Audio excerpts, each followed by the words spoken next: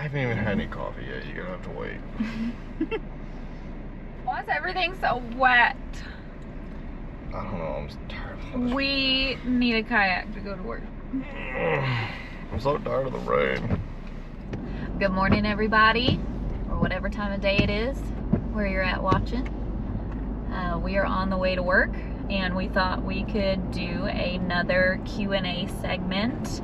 I went onto our Instagram and saw that we had a whole bunch of questions, and for some reason messages get filtered to different inboxes, so I apologize that I'm just now getting to this.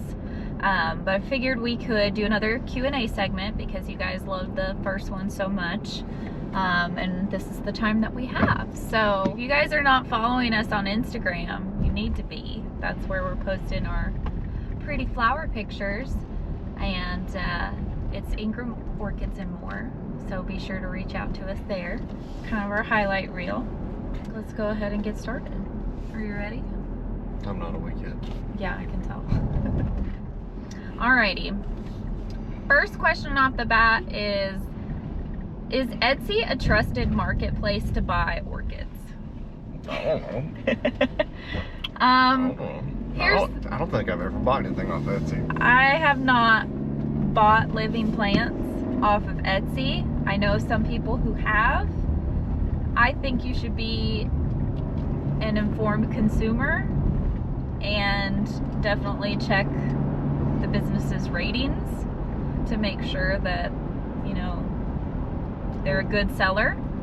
And I'm not here to attack anybody who has businesses on Etsy either. So it's just, I don't know. I don't know. I'm sure there's good with the bad with anybody. So just be an informed consumer, do your research, and I think we've all had bad purchases in the past from any type of seller, so just be careful. This is fun. You must be new here. Where do you two work? We work at the best orchid nursery in the entire world, Palmer Orchids. We work at Palmer Orchids in Bradenton, Florida, and it is so much fun. Really love being there. So if you are in the area or plan on stopping by, come say hi to us. Let's talk orchids. We'll show you the cool stuff. How do I know if my orchid goes dormant? Look it up. I don't know. Well, the deciduous kind and or the ones that just go dormant, those tend to be species and or hybrids that encompass mostly species that do go dormant. And if you're getting a species, just research a species, find a description on it, internet encyclopedia of orchid species, or IOSP, or whatever it's called. That one's pretty good. Well, let's say you have a hybrid that's not like a super complex hybrid. It's just a few species. Maybe Google, do the same thing, research all the species, and if a majority of them have a dormancy period, you're fair to bet that it might also go dormant. And if you mix like species of dendrobium that are deciduous and non-deciduous, you get some funky plants sometimes that are partially deciduous, or maybe not deciduous at all. They lose the trait and they don't want to go dormant. So just do a little bit of research, and with the complex stuff, just you're gonna have to play by ear. If the plant looks like it's wanting to continue growing during the winter months, then maybe it wants to keep growing.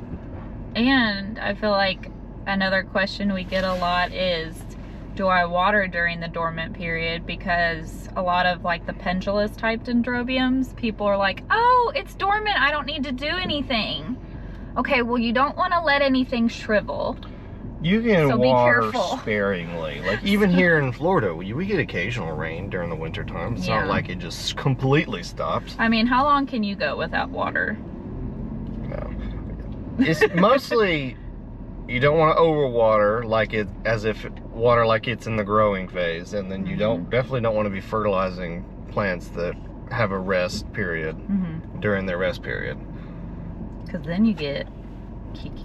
Or you could rot the plant. If you provide too much nutrients and water around the plant's root system when it's not actively growing, those nutrients are, all they're doing is aiding pathogens and other microorganisms around the plant. There are too many people here in Florida. Like, it should not take this long to get to work. We are approaching fall/winter time. Are we? Are we?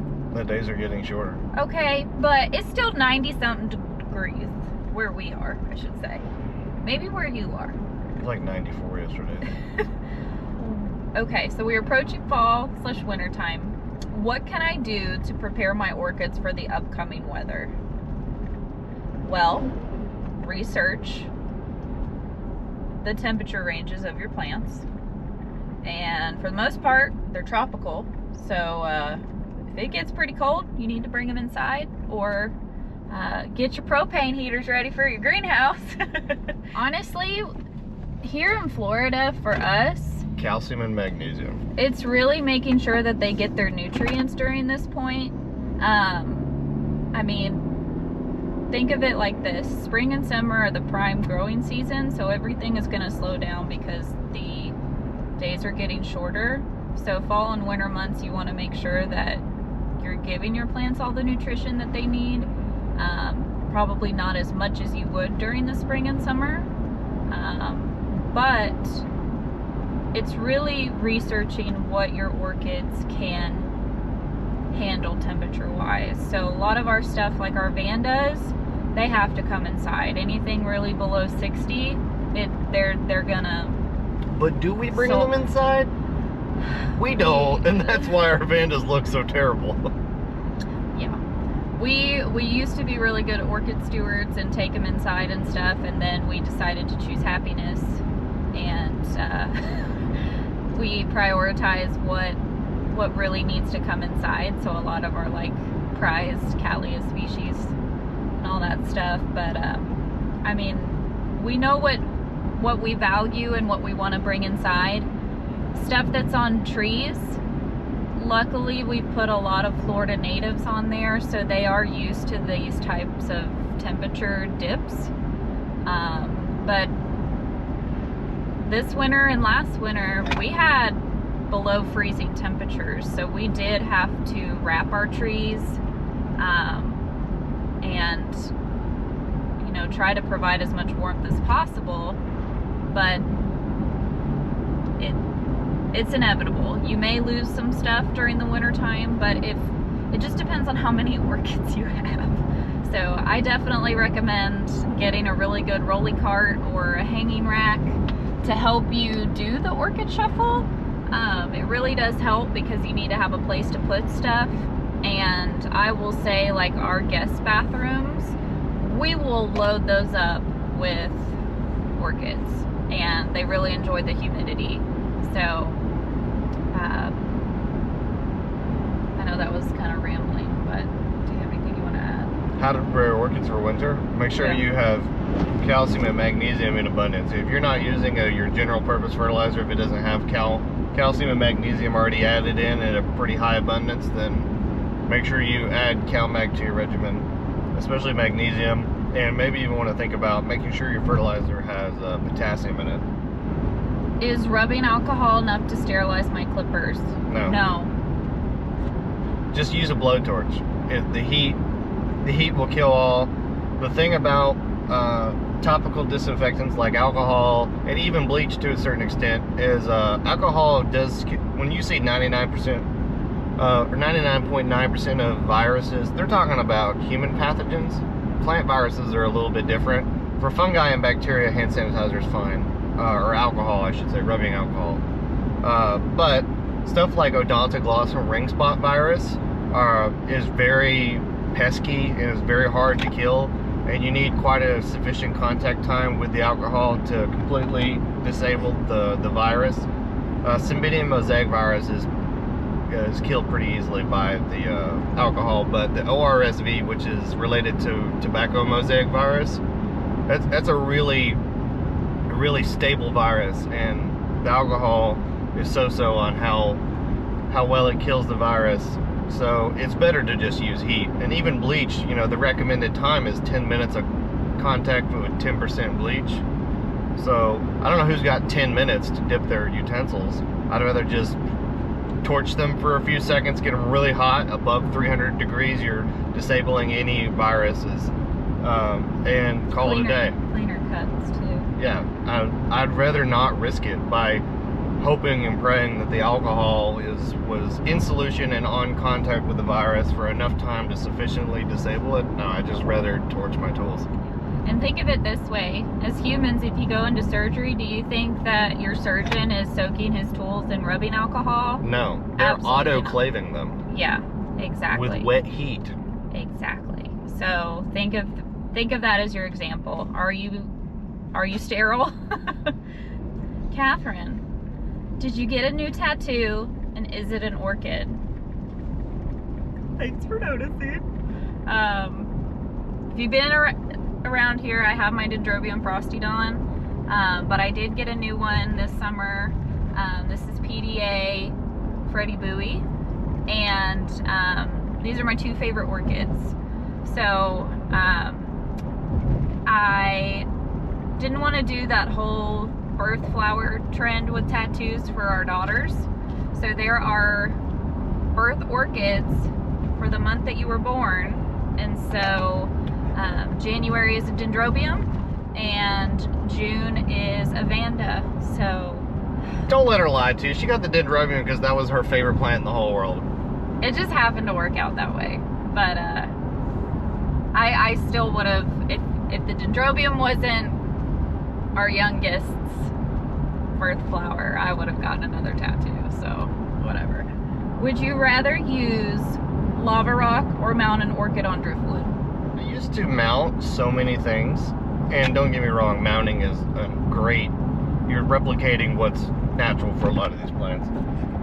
But because I have so many plants now and not enough space, and I don't have a lot of hanging space, now I just pot so much stuff. And it's just so much more ruly when it's potted. When it's mounted, I worry about them banging against each other in the wind and stuff. They could still fall over in the wind in pots, but just because potting keeps things uniform and a little bit tidier, I have recently started just going with clay pots with lava rock on a lot of stuff, and that's only because it's convenient. Ideally, if you had a huge greenhouse full of hanging space, I mean, a lot of my stuff could be hanging and may even do well, but let me say this. I'm really lazy, guys. I'm really lazy. I can tell you what the right thing to do, but I don't always do the right thing myself at home. And when you mount, you have to do so much more water and fertilizing. And if I got two seedlings, let's call them seedlings, but they're clones, and I mounted one and I put one in lava rock with a pot, at our house, the one that's in the pot will grow twice as fast and look twice as nice as the one that's mounted, because we don't take care of our mounted stuff as well. We don't give it enough water and fertilizer as don't worry, nature's taking care of the watering for us the watering is okay this year, because nature's giving us an abundance and more, and thank God they're mounted. But with my potted stuff, I can put slow release fertilizer in there, and you know, dynamite. Yeah, and it'll just, if I forget to do my water soluble fertilizer one week, it's not a big deal. So potted stuff ends up growing better for us. But if you are a good grower, unlike me, and you take your time, then go ahead, mount the stuff that likes to be mounted. Don't touch my coffee. Oh, I'm sorry. What's your favorite orchid fragrance? That's a hard one. If you'd asked me 5 years ago, I'd have said Encyclia Phoenicia or Encyclia altissima. Yeah. Or maybe Encyclia piriformis. Those encyclias from the islands, they smell divine. They smell delicious. Like... I mean, not even in a floral way. They smell like, you smell them and you're like, oh my gosh, I want to take a bite out of the flower. But put it in a bottle and spray it all over your body. But I really like the smell of Vanda tessellata, Catherine doesn't like that smell as much. I mean, it's okay, but I love, like, in the Vanda world, I love Gigantea. I love that smell. Tristan hates it. Oh, I hate the way the Rinco stylus smells. So, like, Gigantea, Retusa, oh, it smells so good. And I love Mimi Palmer. PDA Mimi Palmer, which is Tessellata in the background there. Yeah, and Mimi Palmer smells a lot like Tessellata. So, I don't know, Mimi or just Kyra smells Green. good. I don't Kyra know. Green smells so good, you guys. Is it PDA, Kyra Green, and then the clone is Mingus. That one smells so good. But another one, I mean, the real OG is Oncidium Cherry Baby. When everybody starts with orchids, it's the chocolate orchid. So it smells so good, and I will say it makes our lanai smell really good. One that smells even better than Cherry Baby, it's a hard plant to find nowadays. There's not a lot of people cloning it anymore. Is a Cherry Baby hybrid, and that is Heaven Sent. And the clone Redolence. Oh my gosh, that was one of my first orchids, guys, and I got it because of how it smells. It's a little more compact than Cherry Baby. I haven't seen any nurseries clone it or offer it in many years now, so I don't know what's up with that. But Heaven Sent is a really, really great smelling orchid. Yeah. Shredded tree fern or sphagnum moss? Shredded tree fern any day. Oh yeah. We get paid by New Zealand to say... We do not. I wish.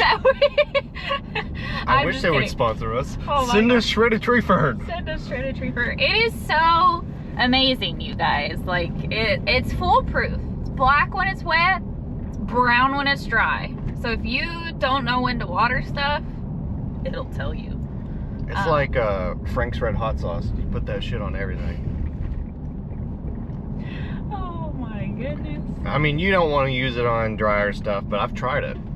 I have a video of my Cattleya amethysta glossa that's potted in, and it's doing fine. That is not something that you would want to put in a moisture retentive media, but I did it just to do it, and it's doing fine.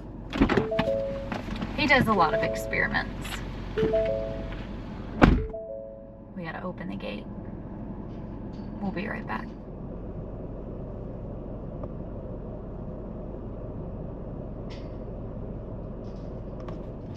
Who needs an automatic gate opener when you have a Tristan? Anywho, thanks for riding to work with us, guys.